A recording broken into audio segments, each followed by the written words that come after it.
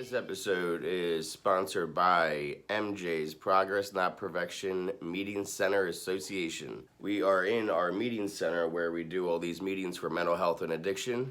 I can do this podcast anywhere. I can do this at home. I can do this in a closet. I can do this in a basement. It doesn't matter. All I need is somebody else to talk to about addiction and recovery. What I can't do from anywhere is help people with their addiction and their mental health problems. So if you can help out, we do have a Venmo, we have a Cash App, we have a PayPal, we have an address you can send a check to, and all the money that gets donated goes towards rent, goes towards keeping the lights on, and goes towards keeping the internet on. So please, if you can give $5, $10, $20, it doesn't matter. Anything you can is so appreciated. And if you are a local business, if you're a national business, whatever, and you want to be a part of what we're doing, you can reach out to me and we can talk about how you can be a sponsor. But I'll let you get back to the episode. Sick?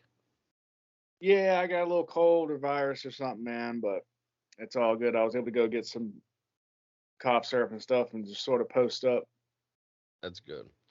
At least it's easy to find meetings, you know what I mean, anywhere nowadays if you wanted to catch a meeting without having to leave the house, I might do that, man. I haven't done a Zoom meeting in forever. I do Zoom because I'm involved at the different levels of organization within the fellowship, but I don't really do any Zoom meetings anymore. Yeah, I've never done one, to be honest, but I've heard good things, so they help a lot of people, man. It's made it possible for a lot of people to get a meeting, people that like don't have transportation but they got internet, That's what I mean. I was just talking to somebody for my show, he's been on a couple times, and it's hard for him, he has kidney failure right now and congenital heart failure, wow. From meth for 40 years of doing meth for 40 years. That's what happens, kids. We started the show, by the way. It's fine. We're just gonna roll with it. Yeah, man. Yeah. So I was talking to him, and it's convenient now. Like, it wouldn't have been easy for him to hit meetings in the past, pre-COVID, because there wasn't yet. You kidding me? There was never going to be any kind of, virtual meetings if it wasn't for something like COVID. Not as much. Zoom has actually been around for a long time, man. Like Zoom meetings have been around for a long time. In the literature, it's funny, the newest forward in the book of the fellowship that I attend, it talks about meetings modem to modem, and I want to say that was released in 2001 possibly, and what started it was truckers and people in lines of business like that so the internet meetings have been around for a hot minute. It just got really big when COVID hit. Okay, because didn't they have? I knew they had phone meetings before. That's what I knew they had, where you call in and you basically listen to a speakerphone. You know what I mean, like conference call. Mm-hmm. I knew they existed. Random times throughout the day, every single day, all over for people to call in that can't make it. But it's a lot different when on Zoom, and especially when it's a bigger meeting too. I'm sure if it was just a couple people, on a Zoom meeting, it would be probably rather boring if it's the same two people bitching about the same things every single day. But when you get to the bigger a lot of one, in-person meetings are like that. yeah, oh yeah, that's true. I know that. That's why it's always good to have like a little bit of a bigger crowd. Whenever it's the smaller home groups, I feel like, like mine right now, that's what it is. Because we now host both, different fellowships. Depending on if you're more for drugs or more for drinking, we host both for one in the morning and one at night. And because I wanted to get them involved here. But still, like, whenever it's a small, meeting, it's, it's the same thing sometimes a lot. It's the same problems over and over. And it is what it is. It's, living life on life's terms and sobriety now, and we're coming into the holidays. And this is not your first rodeo with being, in recovery with the holidays, right? You're sober. Was it February 2018? Yeah, February 11, 2018. So God willing, I'm coming up on 4 years. Yeah, so this would be then your third go round, right? Third or fourth time of the holidays sober. Yeah, this will be my fourth. Yeah. Yeah, your fourth. Yeah. So how was your first one? Let me ask that. Interesting. Yeah. Interesting. So I live in Winston-Salem, North Carolina. My family is in Charlotte and a little bit south of Charlotte. So what I was doing is I didn't have a car at that time. I would hop on the Amtrak and have my grandmother pick me up in Charlotte off the Amtrak, and I would go stay there for a week. And I've done that every Christmas so far. And the first Christmas, it was a little weird. I remember going down and like, because like my loved ones, they still drink and get high and get down. Um, and I'm really grateful that I was like recovered by the time I had had a psychic change. I had had a spiritual experience, and the desire to use and drink had been lifted from me. Because, dude, it kind of blew my mind. I went down there and I walked in the kitchen, and my uncle was like crushing a pill on the counter, and I was like, it kind of blew my mind that it didn't bother me. It was a little uncomfortable because I know that's not what I'm supposed to be around. And being new in the program, we're given these practical suggestions like, hey, don't hang around people that are getting high if you're not trying to get high. So it was a little weird. I had to go call my sponsor and be like, hey, I just saw some sketchy shit, but like, um, it wasn't a big deal. He was drinking and stuff, and it didn't affect me. It was just a little uncomfortable. Honestly, that first Christmas, dude, I had already quit smoking, and the cigarettes bothered me more than anything. I wanted a damn cigarette. Huh, interesting. So you quit smoking also you quit smoking cigarettes in your first year of sobriety. Yeah, a little bit less than 6 months. That's a ballsy move, my friend. But you also had a lot. You had, if I'm not mistaken, from I'll even link your original story in here. People that find you this time that didn't see your original story, just go to the description and you'll find his original story when he told that a couple months ago.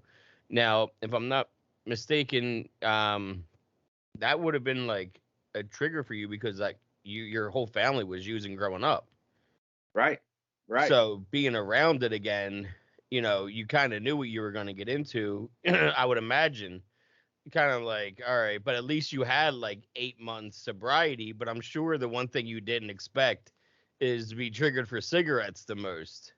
Right. Now, you went through the steps rather not quickly, but like you were like gung ho early on, if I'm not mistaken, and you had your psychic change early on. Like you had your spiritual experience, and you were lifted of that like craving, obsession of craving rather early into your recovery, if I'm not mistaken, right? Yeah. Yeah, and that's the way that the steps are designed to work. It's not something that's supposed to be worked slowly. That's a fallacy in contemporary recovery. Yeah, I have right here this book right here. Oh yeah, Wally P. Yeah, man, that's a great book. I got it on the. That's an interesting school of thought. I haven't gone through it that way, but even just going through it with our basic literature, it's not meant to be worked slowly. Yeah, for those listening, I showed him a book called All I Gotta Say is Back to Basics, and it's a way to do the steps in 4 weeks. You knock out 3 steps a week, and within a month you're done the steps, and that's kind of like the Oxford House. Like that's kind of like the old school way of doing the steps is once a week we're gonna sit down and we're gonna knock out 3 steps, and that's a meeting format that one of the old timers has suggested for my place for one of my meetings as a way to like go through them each month. And so he had given me that book to go over the other day. So here we are. It's just funny that you sparked that in my head when you said that. I will say this about that book: that is not meant for people that are working the steps the first time. No, If it you is not. do the steps already, that's excellent. And I've got friends that have done it. I don't have any personal experience with it, but I do know that that's not for first timers. Yeah, no, the first time is definitely a more in-depth personal experience. And then this is more like going through the steps. You shouldn't go through them once. Absolutely. Yeah. It's an Well, like ongoing thing. you work them and then you learn how to apply them in your life. That's more like learning how to apply them in your life. That's living the program. Program being the 12 steps of recovery. Yeah.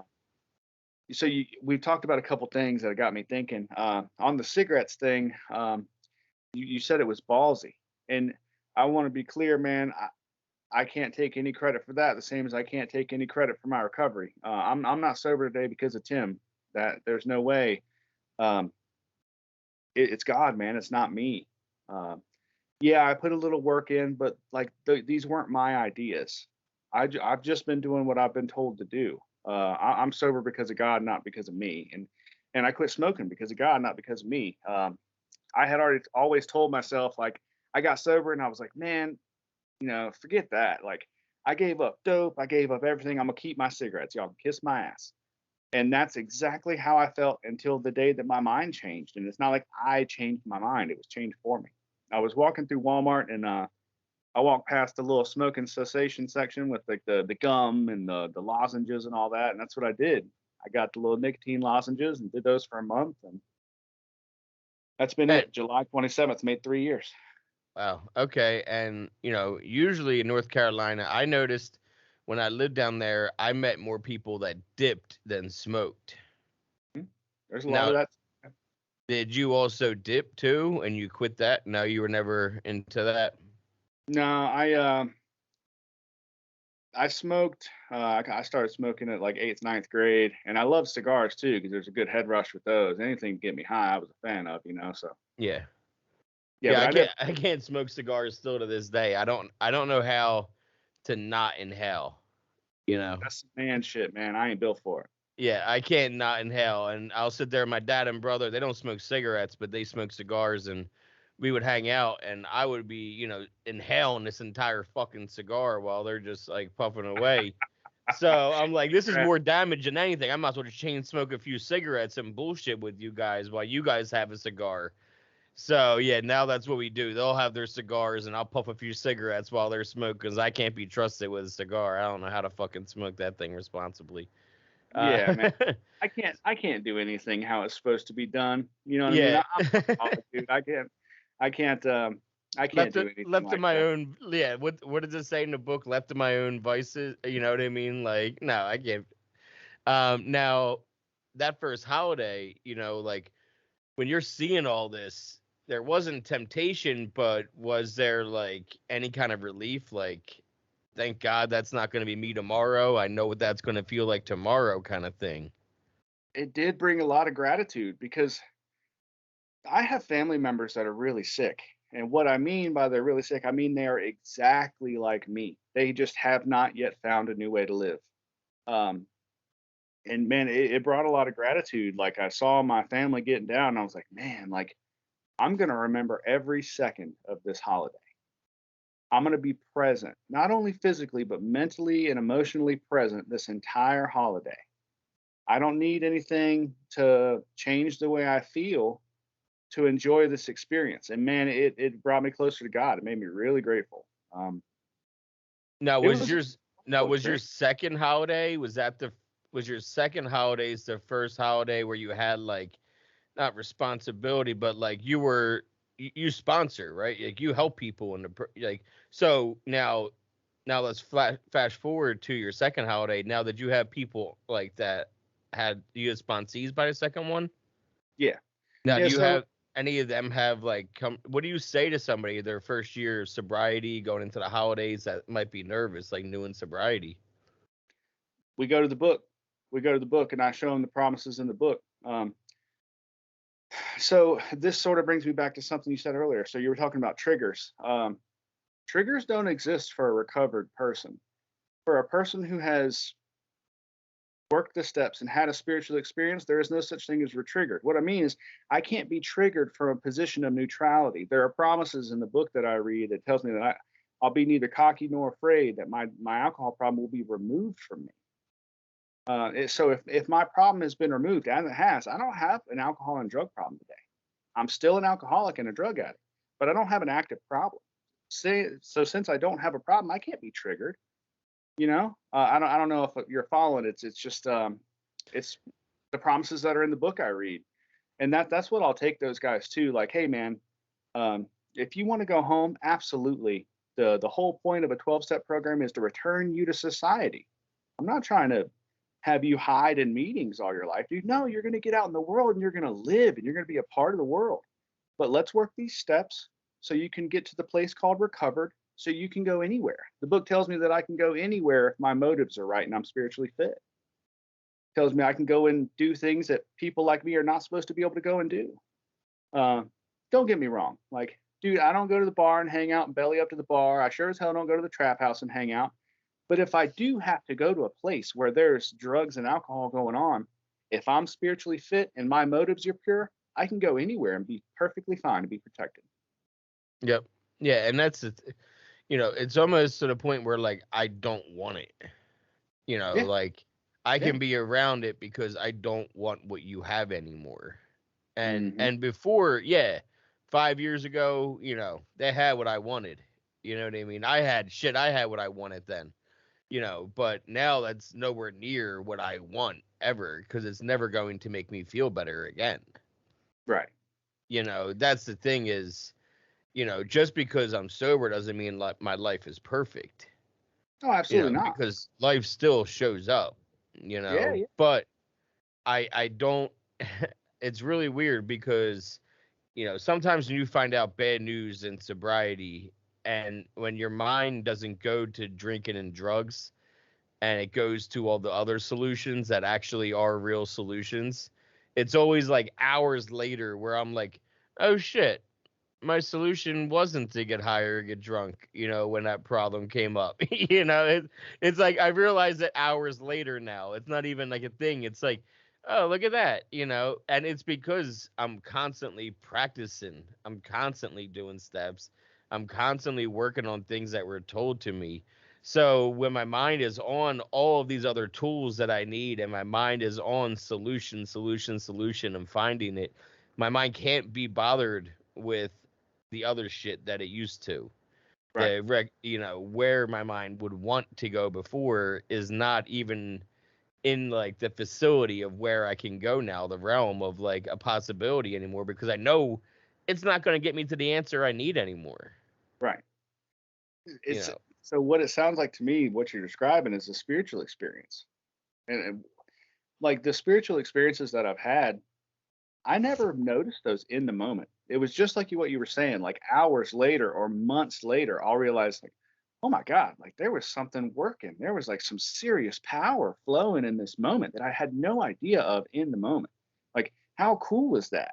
Like a good example of that was like when my obsession to use and drink was removed from me. I was in rehab and I was sitting there and I was looking at the steps on the wall in this rehab and I was like, I'm going to do that. I have no idea what that means, and I don't know how to do it, but I'm going to do it, and that's just how it's going to be. And the moment I made my mind up, since that moment, I have not had a compulsion or an obsession to drink or use. I didn't notice that for like 2 years, dude. Like I was sitting in a meeting, and somebody was like, "When was the obsession lifted?" I got back to thinking, I was like, "Wow, dude! Like 2 years ago, powerful stuff." yeah, I mean, and that's the thing is, I've thought about that in retrospect now, because it's not when it's not constantly on your mind, it's not something that ever hinders you. So the only time we would have noticed those things is if on our mind every day is getting high, which it obviously is not, which it used to be. Right. Before I wouldn't have been able to tell you the last time I didn't get high. If somebody were to ask me to name a day that, I was completely sober, it would take me a lot of fucking thinking. I couldn't just jump right to, oh, last Thursday. That wasn't a thing. It was, let me think here. 2 years ago, I was sick and I didn't see, you know, and it's not like anything else where you can just jump right to it anymore. And that's a great fucking thing. The further away you get from it, then it feels like that. Because the last time I had like, not even it was a compulsion. It was a full on trigger compulsion. It was 2 summers ago. It would have been my first summer, my second summer in recovery, and I had just relapsed with drinking. And I was all in my head. And this is the bad thing about, counting days, in my opinion, right? Is what happened with me. So like alcohol wasn't my drug of choice. It was a horrible thing for me, but it wasn't my drug of choice that I was going to rehab for. Pills were. And when I relapsed out of the program, it was on drinking. So then I get in my head, well, I'm at zero. I'm going to continue to be at zero. Should I just get high? If you're walking on ice, you might as well dance. Exactly.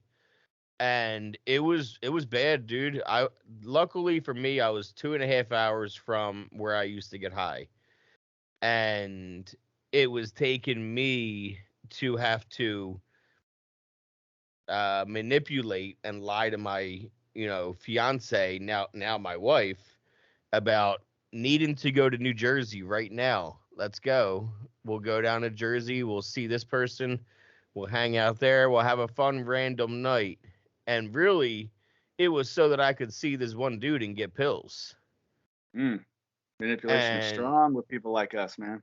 what's that? Yeah, yeah. The And manipulation and dishonesty, man, is wild. That's what I am at my core. What you just described. I'm manipulative and I'm dishonest.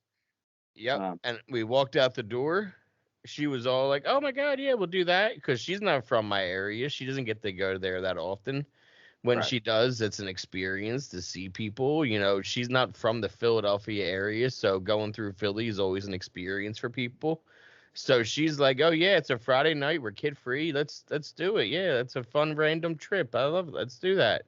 We're a couple months into being engaged, and we walk out the door, and I said, "Nope, never mind. I can't go." And we can't go. And she said, "Why not?" And I said, "Because if we go, I'll buy pills and I'll get high, and I don't want to do that. So let's just stay home." And So I don't trust myself there. in that moment, right Uh there, what huh. you're talking about, in that moment with where that moment of clarity, you think that was you, or you think that was something bigger than you? It it was honestly me testing her. Yeah. In a sense, yeah. It was because it was either going to be, think about it, as an addict, right? I didn't want to have to blame myself for this. Oh, I got you. Yeah, yeah, yeah. Need Now, escape. if I said to her, "Hey, I don't want to go there because I'll probably buy pills and get high," and she says to me, "Well, fuck it. It's a Friday night. You haven't gotten high in over a year. You haven't done pills in over a year, JD. I'm proud of you. Let's go. Let's get out of here." I would have said, "Okay, let's go." Let's If she roll. would Yeah. have said that, if she would have co-signed my bullshit. But luckily for me, I fucking married her, because she didn't co-sign my bullshit. We wouldn't be married today if she co-signed my bullshit. That's not the whole point of a fucking That's partnership. Is you're that's one to supposed to keep her. say, yeah, she's supposed to say to me, "Good idea. Thank you for telling me. Let's go sit down on the couch and unwind." Right. That's what a partner is supposed to say. She's not supposed to say to me, "Yeah, that's fine, baby. You can get high. You haven't Well, gotten high in forever." that's what a healthy partner, a healthy part of a team would say. Oh yeah, you're right. Let's not go. Like somebody that's sick, like I've been with women that were diseased like I am. A sick partner would be like, all right, let's go. Yep, and she's an alcoholic too. Her admission, not mine. You know what I mean? Like now, today, she's 20 months sober, like I am. We both quit drinking on the same day. That's Our awesome. leap day is our sober day. Is our sober date 2/29/20. So she was drinking at that point also. But she was never into pills. Right. Pills were never her thing. She's what we call real deal alcoholic. You know Love the sauce. So, luckily for me, she was sick, but not the same sick I am, where it was okay to get high. I'm sure Right. if it was drinks, it would have been like, okay, yeah, we'll get drinks, but no, it wasn't. But that's what happens with the addict's mind when we start talking ourselves into some shit. This was me going, well, I'm not sober anyway because my count's at zero anyway. That's Might as well that's go why, in. Yeah. yeah, that's why an old timer, it's so important to say all we have is This today. episode is sponsored by MJ's Progress Not Perfection Meeting Center Association. We are in our meeting center where we do all these meetings for mental health and addiction. I can do this podcast anywhere. I can do this at home. I can do this in a closet. I can do this in a basement. It doesn't matter. All I need is somebody else to talk to about addiction and recovery. What I can't do from anywhere is help people with their addiction and their mental health problems. So if you can help out, we do have a Venmo, we have a Cash App, we have a PayPal, we have an address you can send a check to, and all the money that gets donated goes towards rent, goes towards keeping the lights on, and goes towards keeping the internet on. So please, if you can give $5, $10, $20, it doesn't matter. Anything you can is so appreciated. And if you are a local business, if you're a national business, whatever, and you want to be a part of what we're doing, you can reach out to me and we can talk about how you can be a sponsor. But I'll let you get back to the episode. I was gonna say, so there's a term that's thrown around in recovery circles that I think it's in the basic text of one fellowship. It's not in the basic literature of the fellowship I attend. Um, I'm so following. that term that's thrown around is, one day at a time. We stay sober one day at a time. Stay clean one day at a time. That's true, but that's not what the book I read says. Book that I read says we live life one day at a time. The instructions I were given is the recipe for permanent sobriety. So I don't disagree with you, but it's really semantic, man. We talk about this a lot in meetings and outside of meetings. This very subject. I Yeah, don't disagree and that at makes all. sense. No, and I see the difference in the terminology because words do matter. That's Yeah, words matter. And when you're saying the difference is, I'm sober one day at a time, or and you take life one day at a time, it's because you're living your life sober. So that would be part of that, and you don't even need mention that because it's part of it anyway, is what you're saying. well, yeah. Well, sobriety is the foundation on which my life is built. Yep. Without sobriety, there is no life. I go back to just kind of existing like I used to. Yeah, and that existence was a bleak one at best. From what I Oh, can remember, yours was a lot of motels. yeah, super painful, man. Nothing happy about it. There was definitely no holidays. Holidays was just another day that I was dope sick. I always say that I didn't know that people used words like gratitude and grateful besides Thanksgiving until I got sober. Yeah, I never heard gratitude as much as I heard that word fucking thrown around until I got sober. I didn't hear that shit in July until I started going into the rooms. And then you start hearing words like gratitude and grateful especially if you do a proper step 10, you should be talking about gratitude every single day. right. And All this not wonderful shit God has given you, right? not just November 25th or 26th, whatever fucking day it is this year, the last Thursday of the month of November, which I run do our chances, and these numbers are skewed to begin with. Let me preface with that because these numbers, a lot of people, they don't report to anybody when they relapse. No one's hitting up somebody saying, "Hey, I relapsed, give it a report." Right. But the relapse rates in general are 40 to 60% of people who are in recovery relapse a year. Half I'd the say people. conservative estimate. Yep. Now, Thanksgiving to New Year's, it raises 33%. Whew. And not only that, and that's based on the people that enter rehab in that time period. That rehab numbers spike 33% during that time. So that's not true relapses either. That is the number for people that actually are done their relapse and going to get help. So if Right. you really think about it, that number is probably astronomical with the people that are relapsing right now that just aren't saying shit about it because they're too ashamed, obviously, to be like, hey, I'm shooting dope again or I'm drinking again or whatever the fuck they relapse with. No one's going to come out and just like put up on their Facebook status. And the only time they are going to put it on their Facebook status is when they're ready for to be sober Anything. again. Yeah. They're So you tell on yourself because you want help. right. And so I don't disagree with anything you said, but those numbers may be way lower. And what I mean is, let's look at what a relapse is. So a relapse is a return to mind-altering substances after recovery. Recovery and abstinence are different things.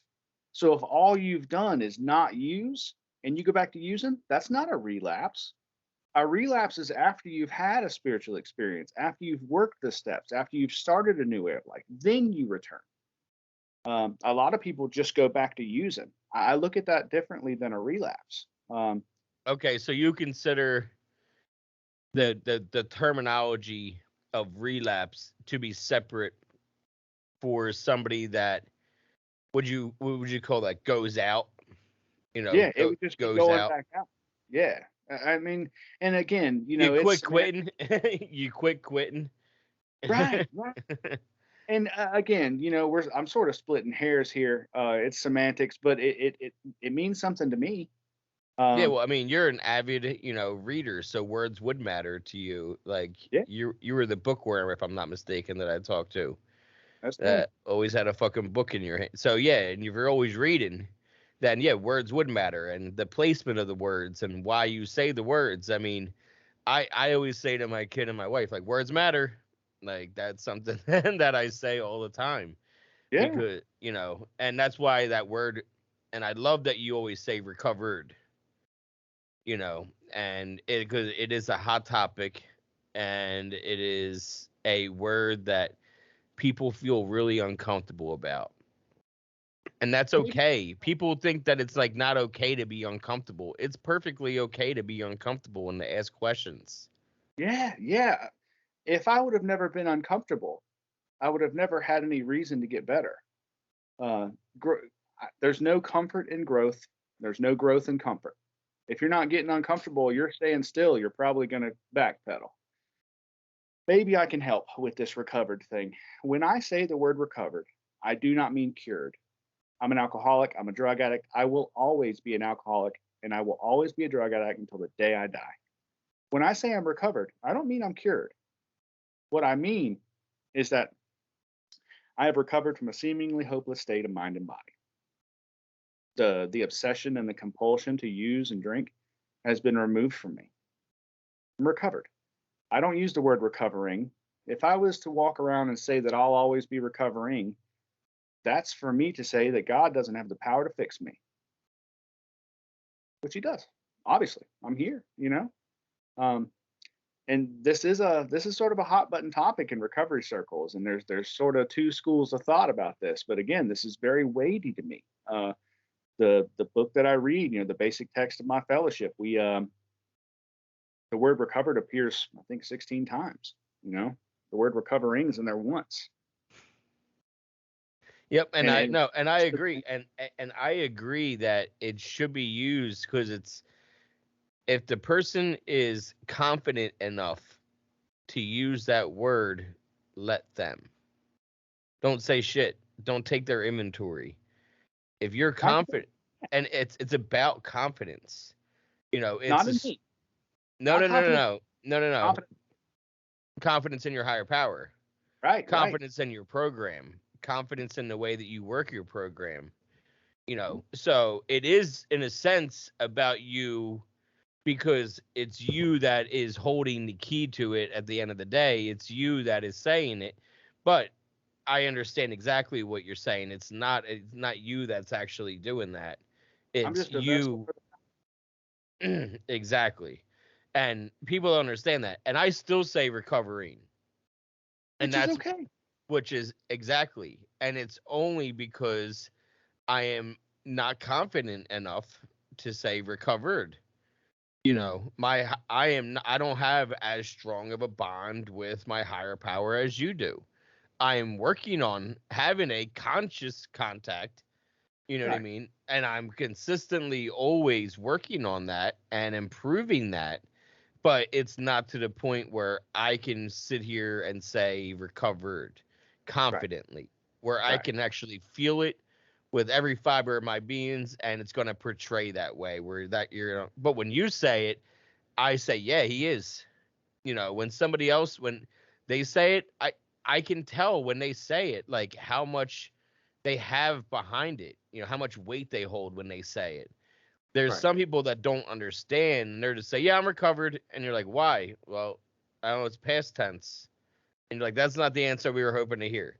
You know what I mean? you know? So those are the And ones where I'm like, eh. And then there's ones where when you're like, eloquent about it in the explanation. You can break down why and the differences. So for me, that's why I'm like, oh no, he's recovered. And it is in the book. They called themselves recovered in the book. Again, something we've talked about. So 16 It's times. not That's used. It's really when you come across some book thumpers and you come across some hardline program guys. That's when you'll hear that word used. Um, and maybe my favorite part about that word is the hope it can bring to a new guy.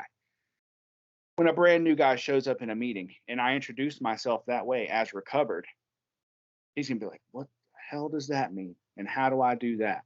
And maybe he'll ask me. That's when the magic starts. Recovery begins when one sick person talks with another. If that guy can ask me, "What's recovered mean?" Dude, that's opening a channel for God to start working. You know? yeah. Um, When you have the new guy come up to you and say, "Hey, how come I noticed, Tim, that you said recovered and you didn't say recovering like everybody else? Why is that?" As soon as you catch your curiosity and you pique their interest like that, you got them. You know what I mean? then It's a wrap.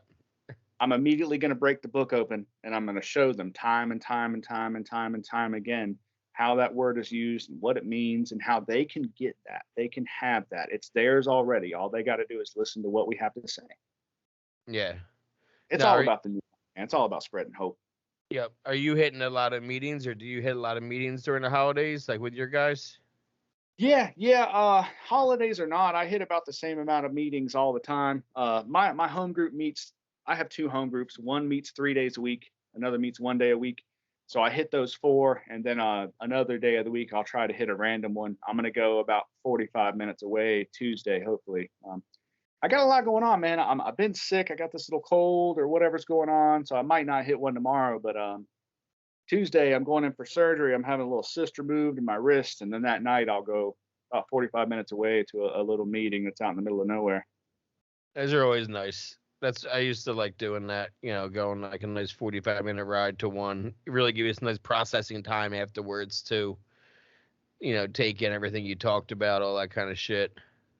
And you meet some new people. You know what I mean? You Yeah. get some new phone numbers, expand your network a little bit, and um, I've sort of fallen into. I'm a routines guy, and I hit those same four meetings all the time, and like we were talking about earlier, you hit the same meetings all the time. There's a pretty good chance you're going to hear the same stuff all the time. I need to hear something different, man. I need to see some fresh pain on some new guys' faces. I need to hear some fresh old timers talk about how they did it. Yesterday's new experiences must be today's old experiences. It's all about chasing a new experience. I need to find God in a new way. I need to try to gain access to His power in a new way. That's how I stay sober. A new experience. Yep. And that's what's cool even about the Zoom is you can hop on meetings in like fucking England. You can see how recovery is done all over the world. I talked to somebody that does that. You go at 2 a.m.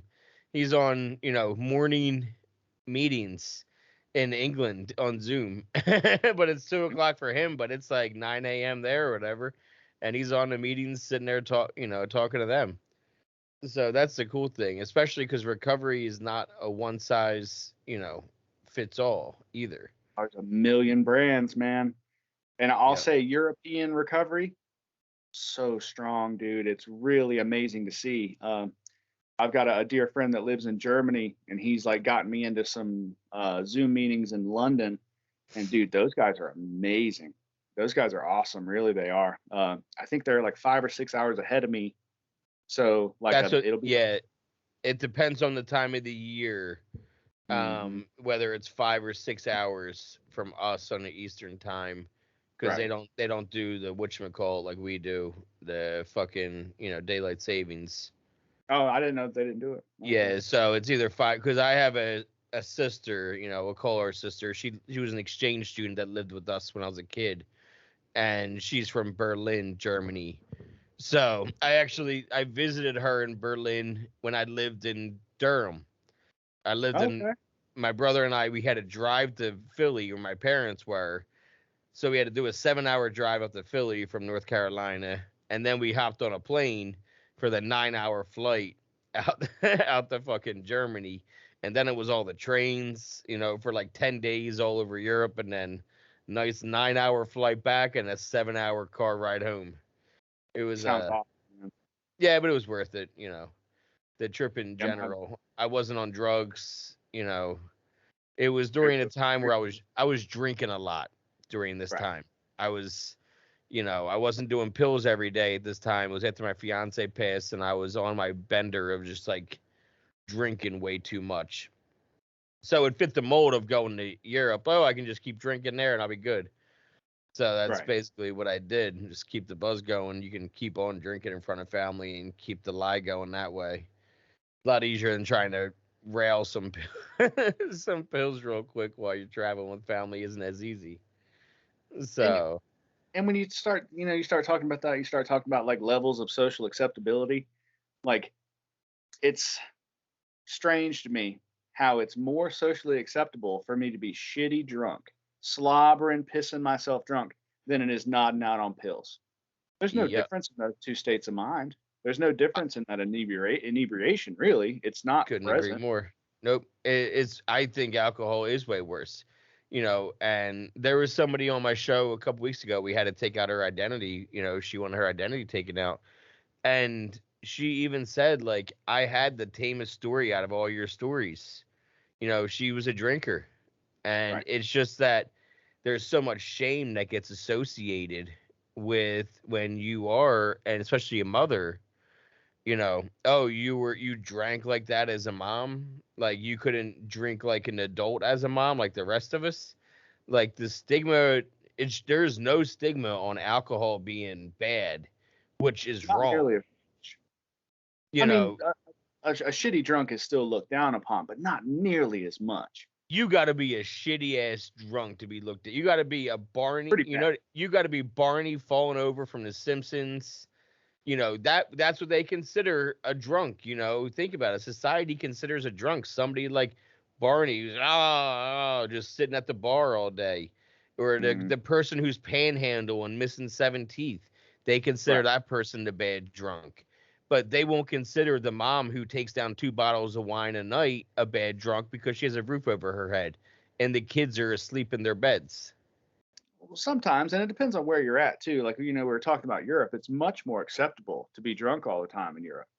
But even I know a lot of people that were that soccer mom, and their neighbors look down on them. There's a lot of stigma around being diseased, around being an addict and an alcoholic, and it's funny. It's all relative. Like some people may not look down on somebody who downs 2 bottles of wine a day, like some soccer mom at all, and But other people. but I feel like they're looked down on after they admit that they have a problem, but not while they have the problem. Yeah, maybe not. Yeah, yeah, yeah. You know what I mean? I think that they're not looked down upon as they're throwing away the empties every day, Right. but they're looked down upon as soon as they start going to meetings and they admit to themselves and other people that they're an alcoholic. Yeah, that exists, man. That That's exists. when people will look down on you when you said you have a problem, but not when you're drinking every day. Right. Shame and guilt's a weird creature, man, and it kills a lot of people. So those being two different things. Guilt is I made a mistake, and shame is I am a mistake. Yeah. Um, Yeah. it's a weird creature, and something I was gonna. I've been sick, so I've been having these wild dreams. It doesn't happen too often, but periodically throughout my sobriety, I've had dreams about like drinking and using. I don't think they mean anything. I think dreams just mean that you're asleep. But the interesting thing is, in my dreams, when I relapse in my dreams, I'm dishonest about it. And I keep going to meetings and I pick up dirty chips. And like You I'm too prideful, and like the shame and guilt is too much for me to admit to my fellows that I've relapsed. I have a theory on that too because I've talked about that with other people, and it's that I think those dreams are nightmares. They are our new nightmares. You Right. know, before nightmares are you're falling and then fucking you wake up. You Right. know, but now our subconscious, our biggest nightmare that would face inside of our mind would be that exact scenario. Not Absolutely. only did you relapse, Tim, but now you're lying about it and grabbing dirty chips. Right. That's that extra little part that tells me it's a nightmare for you. Just because there's not fire and fucking the devil doesn't mean it's not a nightmare. Right. You And know, it could be a that's fucking hit it right picket on the fence head. and the dog running around. You're like, I'm allergic to dogs. This is my nightmare. You know, Right. that's your nightmare. You're You exactly know? right, dude. Because, like, if without my sobriety, I know that everything's going to go away. All these worldly pleasures that I love so much, my apartment, my car, my friends, my job, money to do what I need to do, money to send to my kid, you know what I mean? Like, all these things that I love so much are going to go away. And even more importantly, like, I know that if I put any mind altering substances in my body, like, my connection with God is going to be severed. That is nightmare fuel for me, man. You're exactly right. I've never thought about it that way. Yeah, man. Yeah, that's because I've had those dreams too, man. I love trying to dissect where that came from. You know what I Right. mean? Like, why was that on my mind? Like, I purposely only fucking watch Bob's Burgers before I fall asleep at night. You know what I mean? Like, I try to As you control should. my dreams Yeah, man. in a sense that, I won't even put Family Guy on when I fall asleep because the music gets too intense. Right. Because, I'll nerd out for a second, but Family Guy, they use a real orchestra. Right. Seth MacFarlane's so weird and obsessed with music that he uses a 30-piece orchestra to make his music on every single one of his episodes. So that's why the music all of a sudden gets wicked loud for Huh. Family Guy, so that it wakes me up or it startles me, as I'm falling asleep. So I don't ever want it to seep into my subconscious when I'm sleeping intense music. So by putting Bob's Burgers on, it's more light, family or jokes and that kind of thing. The music that they do is like jokey kind of thing, and it's more soothing. Huh. So yeah, I won't actually fall asleep with any kind of like drama or any traumatic thing. I have fallen asleep, watching something and had a nightmare because that was on my subconscious. But for when it comes to, I purposely will try to only watch cartoons, especially Bob's Burgers, when I'm falling asleep, just because of that, and try to avoid the nightmare because I'll have some vivid fucking dreams, and I don't want to have them all the time if I can help it. Man, rough estimate. In the almost 4 years I've been sober, I doubt I've dreamed 50 times that I can remember. I was gonna say 10 tops, maybe a Yeah. dozen times. And of those 50 that I probably dreamed, maybe 15 of those were nightmares. Yeah. Well, Uh, I've had people tell me that in their using dreams they don't even get to use. it's the most irritating fucking thing on the planet. They see their dealer. They do everything that they usually would, but they don't ever, get to use. I've had one where I actually used and I felt high. Oh, wow. Like, I remember feeling the feeling in my dream and thinking this isn't a dream because I can feel it so vividly. Right. And then I woke up and I was like, holy shit. you know? Man, some Like, of mine are really irritating because, like, I'll spend the whole dream chasing dope. Like, this guy ain't got, I'll be chasing it the whole dream, and I'm doing all this crazy shit, all the things we do to get whatever we want. And yeah. at the very end of the dream, I'll finally get it, and then I can't find a place to smoke. And then I get dope in the pipe, and the shit won't melt. I'm lighting bonfires under this fucking pipe, man. I'm setting couches on fire. The dope won't melt. It's the most fucking irritating thing on the planet. Um, it's the worst. It's the worst. Using dreams suck in 15 ways, man. Yeah. You just described, I think, like a dozen of them too. Like, Shit. yeah, that's how it feels, man. And it's a good thing that we talk about this because I think if you don't talk about things like that, then that's when they stay in your head. That's when Right. they're more dangerous. When you don't, talk about the things that are hard in sobriety or in recovery, and you don't talk about the things that pop up, then when it happens to somebody else for the first time, they think they're alone in that. And oh my God, I'm the only one having this sick using dream. I must be sick still. I need to go get high, I guess, because this is my mind. As opposed to be like, oh, they're talking about it too. They're saying it too. This happens to everybody. This is I ain't normal. no different. Yeah. Okay. I guess I'm fine. I don't gotta waste my sobriety over. I don't gotta get high over this shit. So it's definitely important to keep talking. And that's why I keep talking on the show. So I'm always going to keep talking about sobriety and recovery with everybody, whether it's in person or whether I'm doing the show, talking to you. I'll keep having, people on the show as return guests and have new guests all the time. But, you know, I think it's important to keep raising awareness and keep talking about this shit because it's not getting any better out there. Nah, man. This is a disease that's not ever going to go away. Well, and even that, I can't even say that. Maybe someday they'll figure out whatever genetic marker makes me an addict or an alcoholic, and they'll rule it It's out. a recession-proof business. Yeah, yeah. You know what I mean? Like this ain't going nowhere. And but on that same token, recovery's not going anywhere as long as we keep doing it the way we've been taught to do it.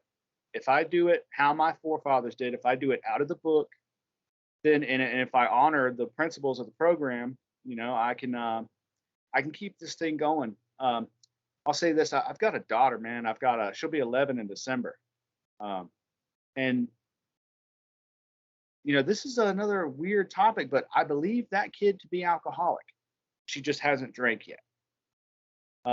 And so, not only for my daughter, but for the millions of other people that may need it at some point, it is my responsibility and it's my duty to leave the program as I found it, and not to adulterate it and pervert it in any way.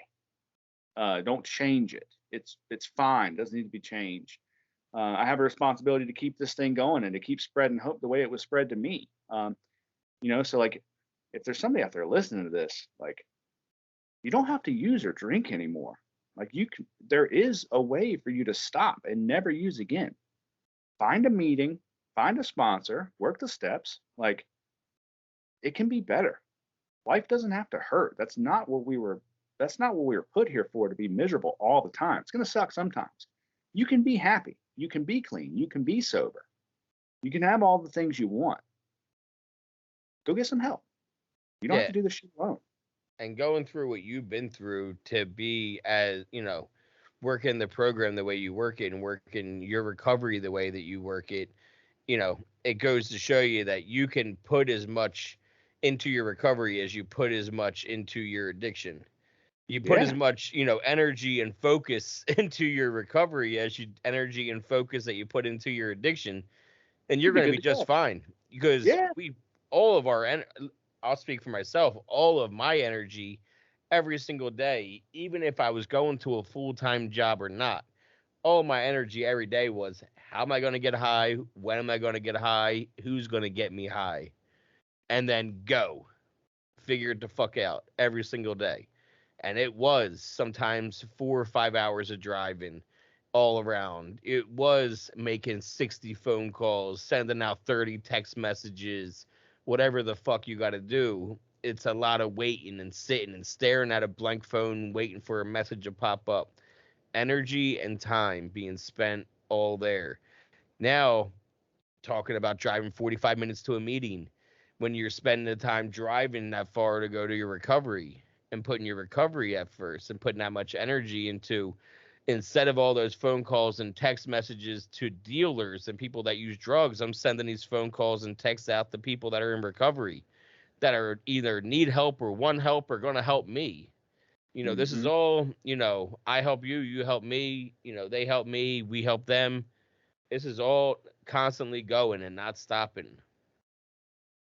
Man, you described it perfectly. Man, I moved mountains to get dope. I moved mountains to stay high. I had to put a lot of work in. And in the beginning of recovery, it takes a fair amount of work.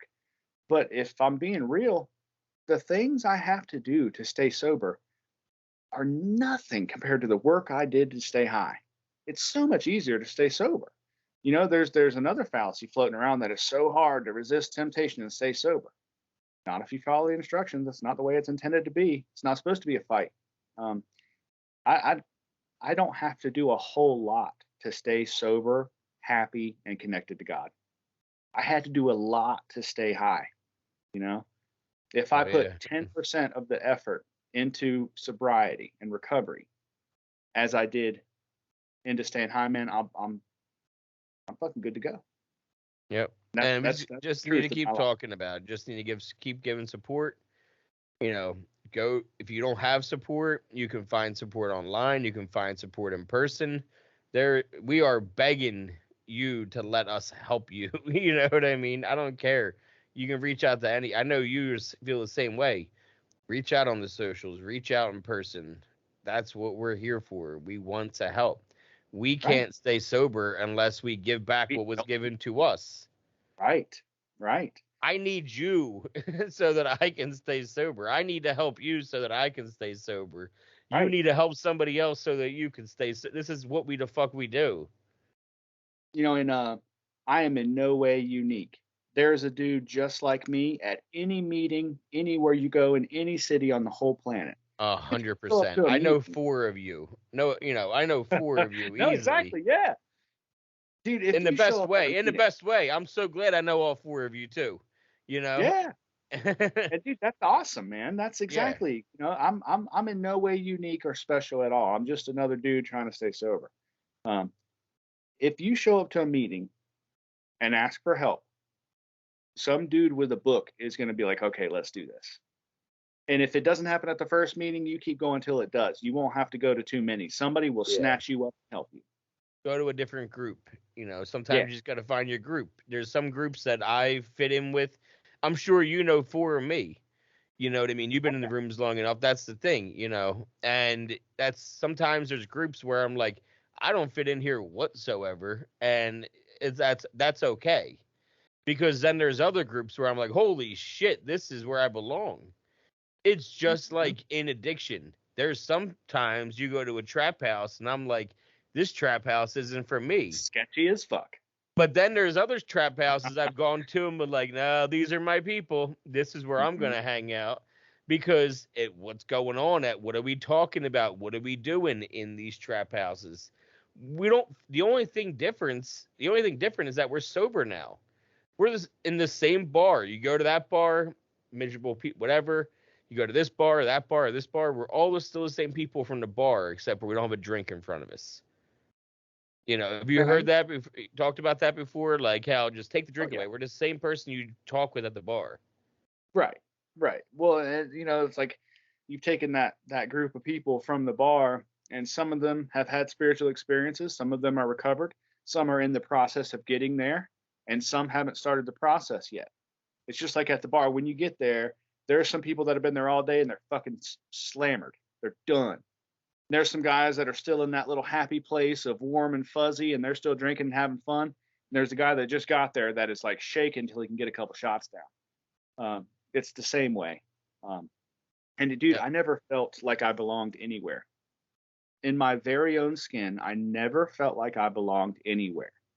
I don't. That's not how I feel anymore, man. Yeah, I still have some anxiety from time to time. Anxiety is the hipster word for fear.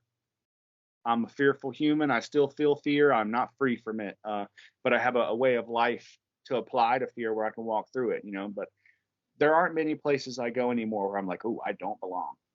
Yeah, Unless it's I like, like that. if, Yeah, unless it's anxiety. like, I don't go to the bar unless I have good reason to go. If I'm going to eat with some friends, we're going to get a booth and we're going to eat and we're going to leave. We're not bellying up to the bar. That's a place I don't belong. But like most places I go, man, the only person weird is me. You know what I mean? Like I create that I don't belong. That's not put on me by other people. I create that in my mind. I do that to myself. I can't blame that on the world. That's me and my disease, my Yeah, fear. because like you said before in your other episode, you've been like that since you were a kid. Hmm. Well before the drinking and the using. That's why you were the Harry Potter kid, right? You Yeah. always had the Harry Potter books in your backpack. You'd be fucking. So yeah, that was your escape then to be out of your own skin was to be whoever the character Someone. was. Yeah, in your books. And then you find what were you, 12 when you got into drinking and using a little bit? Yeah. But Mhm. still like you said books and sugar were like your first addictions, right? And stealing and Stealing, anything yeah. that could make me feel more powerful. Then God, I discovered, girls. Sex is always a great way to make you feel different.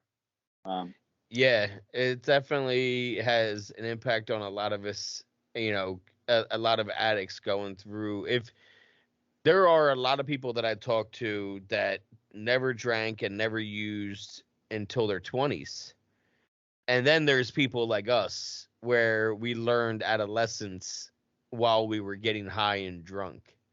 Mm-hmm. And that we did not process and learn correctly. Let me just say that. And I'll skip to the to that and I'll save you the trouble. We weren't processing information correctly at 12 and 13 when we were drinking and using while we were trying to learn this shit. So, you know, Well, they that say, is so important to me to get into therapy and getting into relationship therapy. Like I had a therapist that I only talked about relationships with when I got sober. And that's all we talked about. My previous relationships and what I want out of my future relationships because I wanted to be a good person in a partnership when I got one in sobriety. You yeah, know? and dude, that's all the steps are about is relationships. It's about relationships with me, with others, and with God. I have no idea how to form a true partnership with another human being or any other being. I need the steps for that. And oftentimes I need outside help. I haven't gotten into therapy yet, but God knows I need it.